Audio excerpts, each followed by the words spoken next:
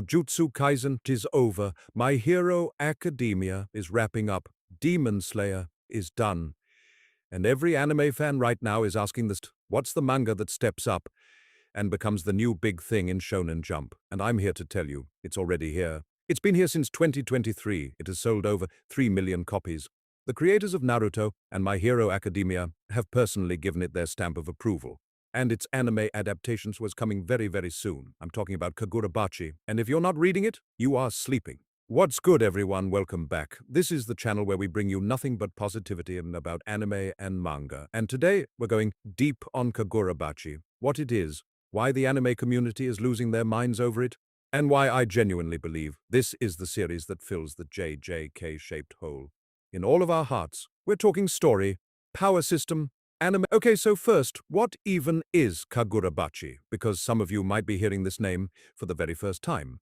Kagurabachi is a manga by Takeru Hokazono that's been running in Weekly Shonen Jump since September 2023. It follows Chihiro Rokuhira, a young man who trains under his father Kunishige, a legendary swordsmith. Their peaceful life is completely destroyed when a criminal group of sorcerers called the Hishaku murders Kunishige and steals 6 of the 7 legendary enchanted blades he forged. Chihiro survives. He's left with one thing, his father's final blade, Enten. And from that moment, his entire mission is revenge. Track down the Hishaku, reclaim the stolen blades, honor his father's legacy. On paper, that sounds simple. But the execution, the art, the fights, absolutely elite. This manga has endorsements from the creators of Naruto and My Hero Academia. That's not hype, that's facts.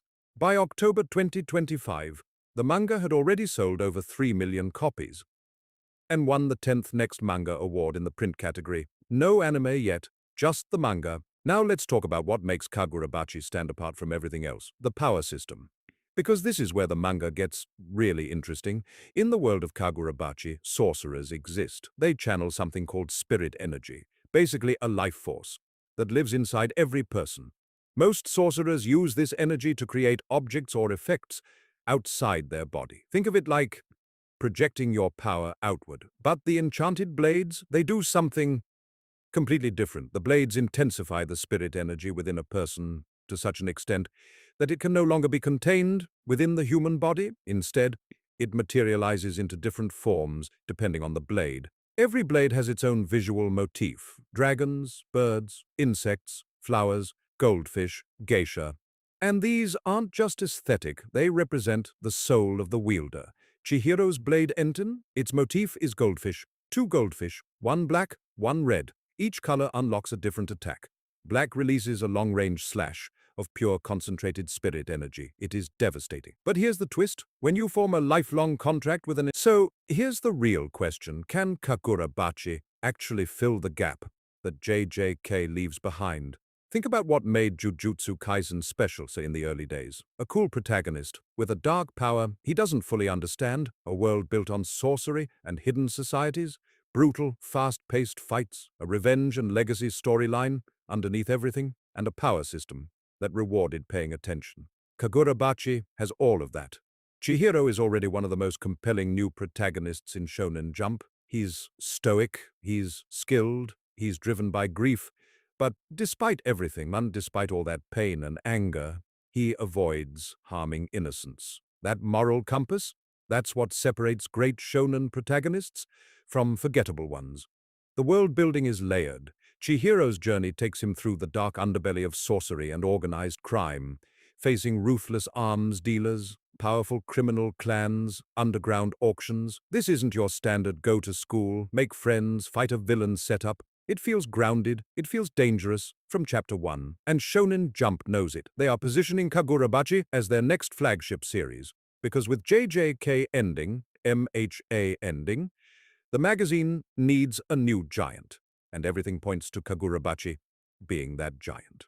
Now, let's talk about the part that has the entire community buzzing right now. The anime. Kagurabachi is confirmed to be receiving an anime adaptation, produced by cyber-agent studio Cygames Pictures and with Shochiku co-producing. Now, before you say who, Cygames Pictures are the same people behind The Summer Hikaru Died and Uma Musume. Both of those shows are praised for their insanely high production quality. Industry insiders have already called Kagurabachi a highly desirable title, saying it has, quote, everything to thrive both domestically and internationally. Multiple leakers are saying the official announcement is coming very soon, potentially at a major event in 2026. And the manga is ready. There are already enough chapters for a full season. The studio is ready. The only thing missing is the date. When that announcement drops, and it will drop, this is going to be the biggest anime news of the year. Get ahead of it now. Look, I know we're still waiting on the anime, and yeah, nothing has a confirmed release date yet, but the signs are all there. The manga quality is elite. The studio is elite. The source material has everything a great shonen anime needs. Kagurabachi isn't trying to be the next JJK. It's doing its own thing. But in terms of that feeling of reading something and thinking, this is going to be huge, Kagurabachi gives you that every single chapter. So my question for you is, are you already reading Kagurabachi, or are you waiting for the anime? Drop your answer in the comments. I genuinely want to know. If you're new here and this video got you hyped, hit subscribe. We post every week covering the anime and manga that actually deserve the attention. Stay positive. I'll see you in the next one.